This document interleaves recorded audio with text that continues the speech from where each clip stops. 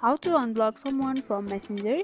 So let's see in this video. Before moving forward, make sure to like this video and subscribe our channel. So let's begin. If you want to unblock someone directly from Messenger, then you can do this by following the two steps.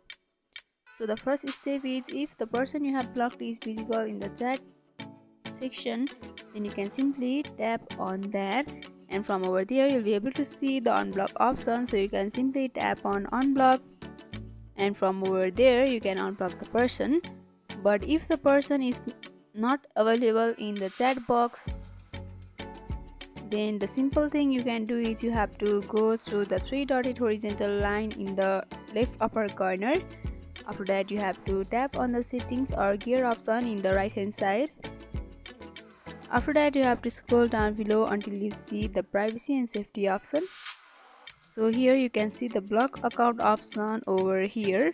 So you have to simply tap on that, and from here you can see the person that you have blocked. So you can simply tap on the person's profile, and from over there you can unblock the person easily.